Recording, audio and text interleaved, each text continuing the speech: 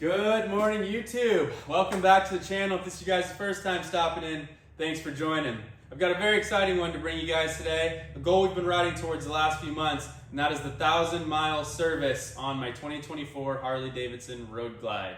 We're gonna be going over what the fluids look like coming out of the bike. We're gonna talk about what fluids are going in the bike because Harley Davidson has some seriously muddy water on that. We're gonna be swapping the derby cover out for a Trask one. We're gonna talk about what tools I'm using. We're gonna talk about what tools are helpful and more. So let's get into it.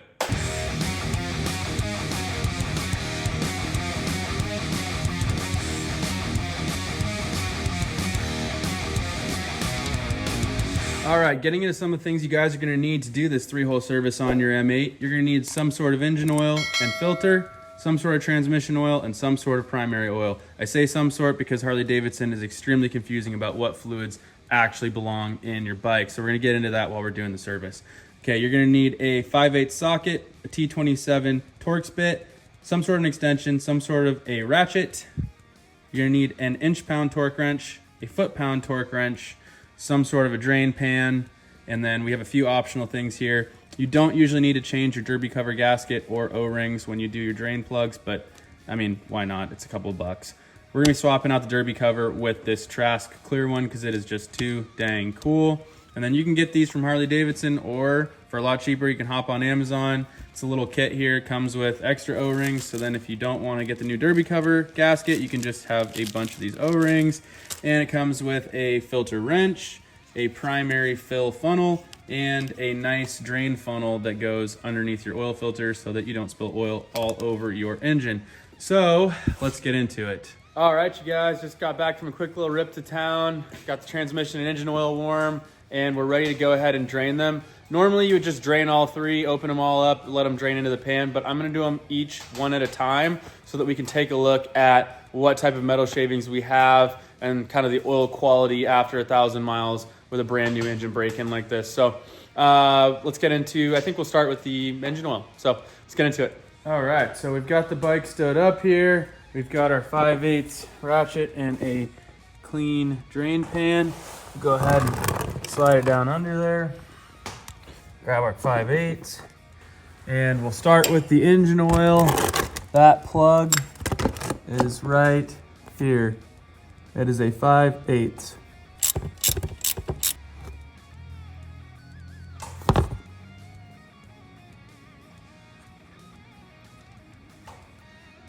And we don't see much metal shavings on the drain plug. All right, just a quick little tip for you guys that I usually do with new builds or new engines or anything like that after break-ins is I go ahead and pick up an extra quart of fluids. So I have an extra quart of engine oil and an extra quart of transmission oil. What I'll end up doing with that is once this engine oil is completely drained, I'll go ahead and pour about half a quart of the new stuff down and just let that flush out any remainder, any sort of sludge or gunk or anything that's at the bottom of that new oil pan. Just get it out with a good flush. It's worth spending a few extra dollars for that. So that's what I'm gonna do, and check back in with you guys. All right, so just a quick half quart flush with the oil that I'm gonna be using, which is the Screamin' Eagle Sin 3. It's a synthetic 20 weight 50 that is provided by Harley Davidson, and it's advertised as their good stuff.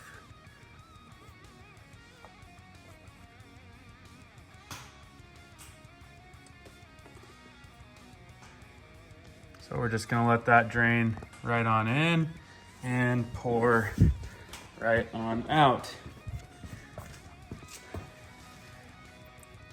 There we go. All right, I've got another clean pan here. We'll go ahead and lay that right under our primary drain plug, which is right here. Once again, it is a 5/8.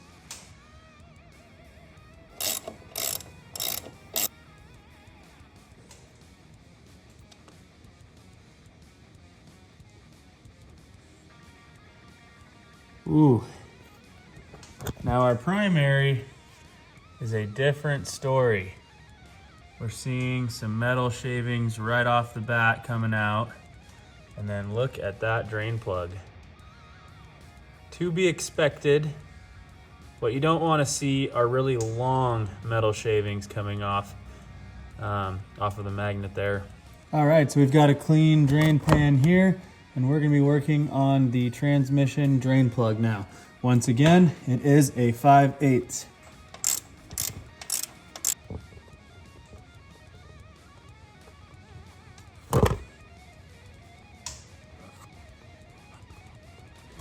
And there is our transmission drain plug.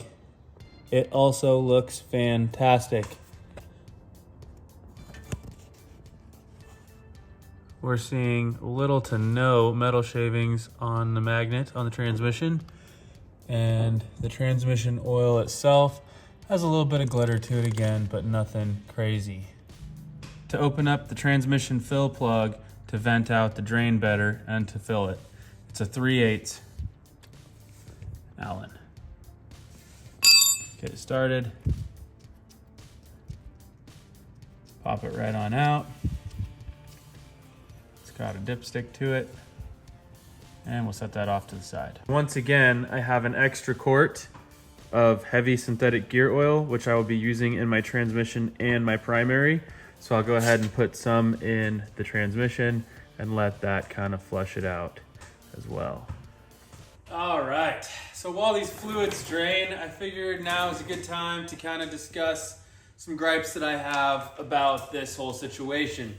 So the first of which being, I started doing research about what type of fluids belong in my 2024 Harley Davidson M8, the 107, the 114, the 117. They're all the same. They're all 3-hole. They're all freaking primary, transmission, engine, right?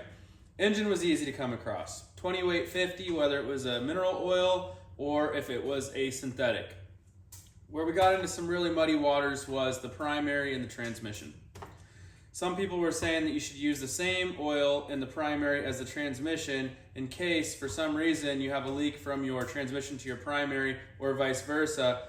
That was a problem that was more early M8s. These newer ones have not been reported having any of those issues, but I can see the reasoning behind it, okay?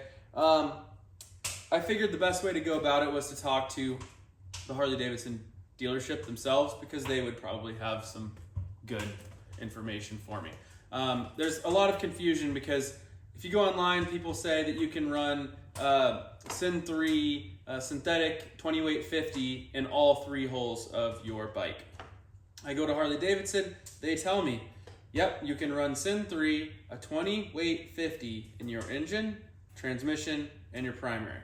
Now the reason that I have a problem with that is I asked them, so if I go with a mineral oil, what oil is going to go in my transmission if you guys were to service it? And they said, oh, well, it would be an 80 weight 140. And I said, wait a minute.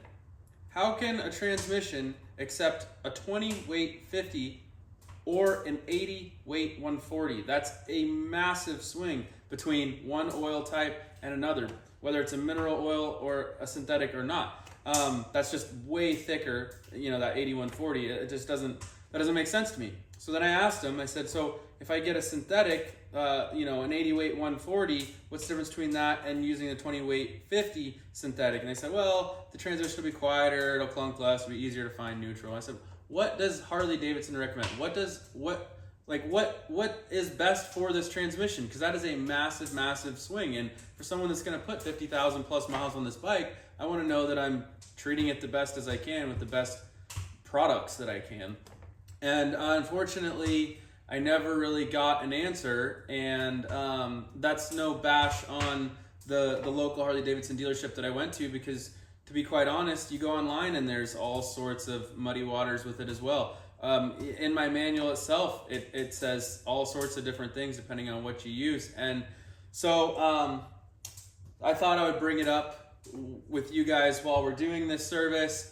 I'd love to know in the comment section, what do you guys run? Do you guys use this 80 weight 140? I chose to use the heavy synthetic gear oil, the 80 weight 140 from Harley Davidson.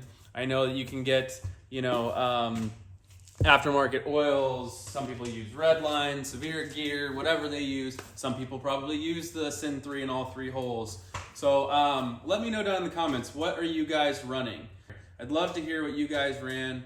And hear your results from it, and maybe kind of finally have some sort of a feel-good about my decision to go this route or if I should go a different route. So my second issue that I ran into with this whole process was actually while I was purchasing all of these oils from my local dealership, they informed me that I may have trouble with my warranty going forward if I do my own 1,000-mile service.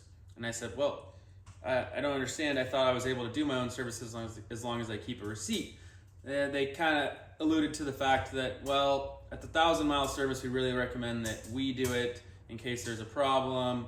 You know, they said just document everything and save your receipt, and hopefully everything works out. And to be quite honest, I think that's a little bit.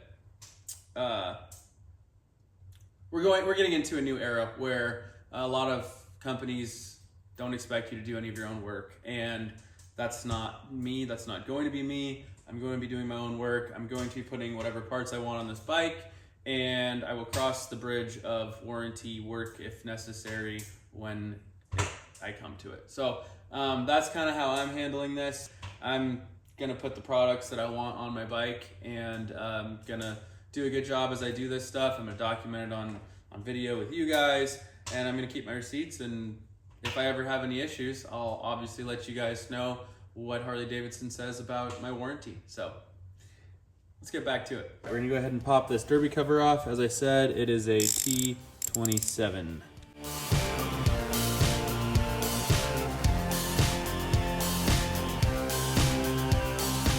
So we have our little primary fill tool.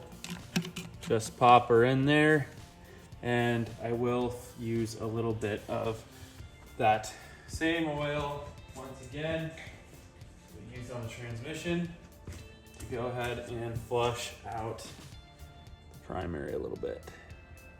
Doesn't need much, just running some through, hopefully get any last little crud that's at the bottom out. Okay, I don't want to make this video too long. Really quick, I just want to take you guys through what the oil looks like after it's come out of the bike in the 3 different holes after a 1,000-mile service. So we're gonna take a quick look at that stuff and we'll get right back to the video. So we have our little bit of primary oil left. We drained most of it off to another one. As you guys can see, we have some nice metal flakes. This is totally normal for a 1,000-mile service in your primary. This is nothing to be alarmed about, but it is interesting to see, and it is good information. And here is our transmission oil. Obviously also some very nice metal flakes going on, but as we've said, completely to be expected. This is our last oil that we're looking at today. This is our engine oil. And our engine oil actually looks the best in terms of metal flakes and whatnot. Now this looks really scary, this big chunk here, but upon investigation, it's actually just the Teflon or the whatever pipe dope they're using, thread dope, that had made its way into the engine oil. So glad I didn't use it going back in. And other than that, this oil is not very sparkly, not much to see here. I think that this bike is extremely healthy and ready for a lot of good riding. Really quick, I want to go over with you guys the condition of the different drain plugs and the magnets attached to them and what kind of metal shavings we're looking at. So the engine and transmission, so here's your transmission, looks really, really good. There's hardly any metal debris or anything of the sort on there. Really good. Engine, same thing. Hardly anything there. Very, very happy with that. Now, the primary, it doesn't concern me at all because this is brand new clutches. When I first rode the bike off the lot, the clutch engagement was instantaneous. Now it's changed. I can tell that there has been some wear, and this doesn't concern me at all for a 1,000-mile service. Going forward, obviously you'd like to see less than this, but that is that's okay. It might look scary, but for a 1,000-mile service, this is completely normal. And yeah, so we're gonna go ahead and clean all these up, wire brush all of the Teflon off, and we'll start slamming things back together.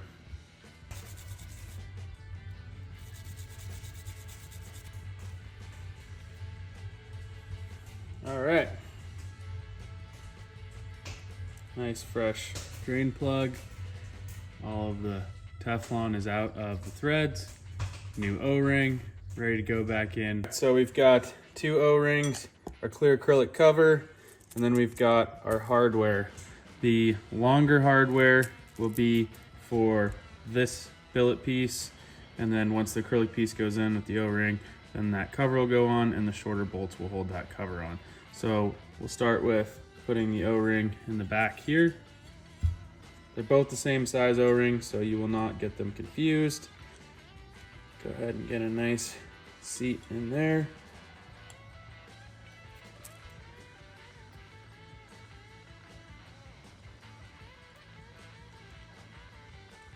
Take your time with this. Make sure you really get this seated in nicely. It does take a bit of pressure. You don't want to end up with a pinched O-ring, because I don't quite know that you're going to be able to just go to your local hardware store and find this exact length O-ring.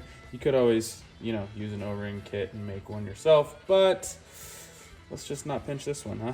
Now I'm not going to have to remove this cover every time to change the fluids. Only the front acrylic cover and that top ring. So I am using a little bit of red Loctite. All right, so we do have a star pattern that we're supposed to use. So we'll go 1, 2, 3, 4, 5. Obviously, it doesn't have to be that, but you want to make sure that you do tighten down evenly.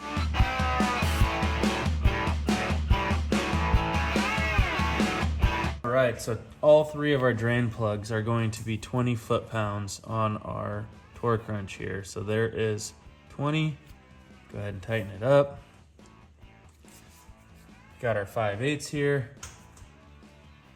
Do not forget your new O-ring on your drain plug. Go ahead and put that on. Looks good. 1 click is all you need. There it is, 20 foot-pounds.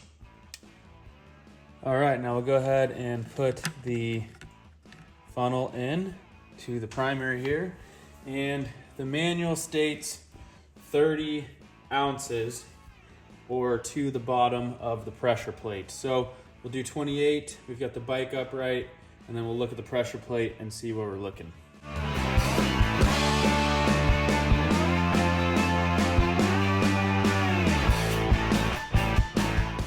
All right, we'll pull this out and see where we're at.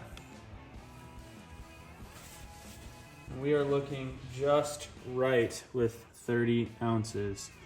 Go ahead and bring you guys in here. So as you guys can see, 30 ounces brought us right to the bottom of the pressure plate. That is perfect. That's right where we want to be. All right, so we've got the O-ring in. The cover is all clean on the inside. Go ahead and set it in there. We'll put the beauty ring on over the top. Line up the bolt holes.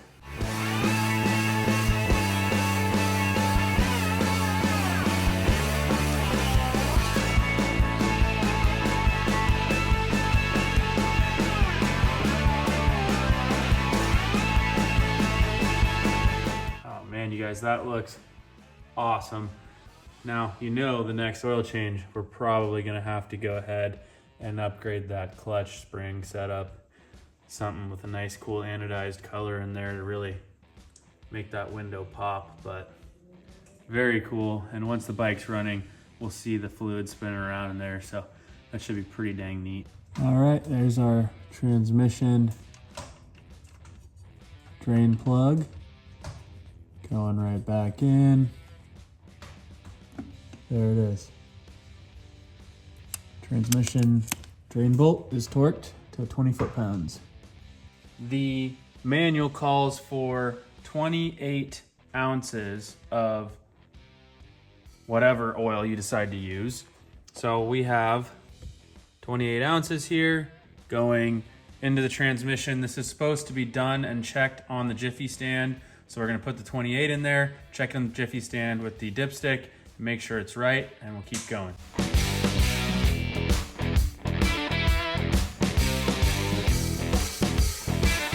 have 28 ounces of oil in the transmission. Be very careful when you thread this plastic dipstick in. It wants to cross thread so easily. All right, there it goes. Run it all the way down. Okay, we'll run it back out and we will check the fluid level. This level needs to be checked while the bike is on the Jiffy stand. It should be between these two marks, and it is perfect. Just above half on those marks. Obviously, after my first ride on it, we will check it again and make sure it's good.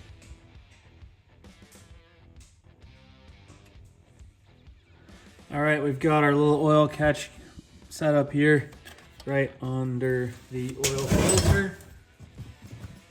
So now we'll go ahead and use our filter wrench tool.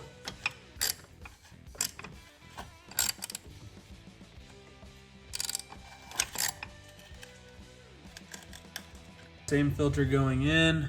Really quick, we'll go ahead and put some oil on the O-ring just like you would do on any other filter ever. Now, really quick, we'll run a clean towel through here one more time, just along the base there. And we'll go ahead and throw this filter right on in. So just like you would do with the car filter or anything else like that, you do not need to over tighten this. Meaning, no wrench, no nothing on it. Just good old by hand is plenty tight. So we'll go ahead and just run it down. And that is plenty tight. So, next to no leaks, or drips I should say, through this process, we should have pretty much a very clean block after all of this work. Engine drain plug going back in. We have our oil filter in, we have our drain plug back in. We are good to go ahead and add our first 4 quarts of our Sin 3 Harley Davidson oil. So that makes about 4 1/4 quarts. We're gonna wanna go ahead and get the engine warm, and then we will recheck it. Usually it takes about 4 1/2, but these engines do have quite a bit of blow by from the factory until you at least do like a nice vented cover or anything like that. So running a little bit low is better than too high.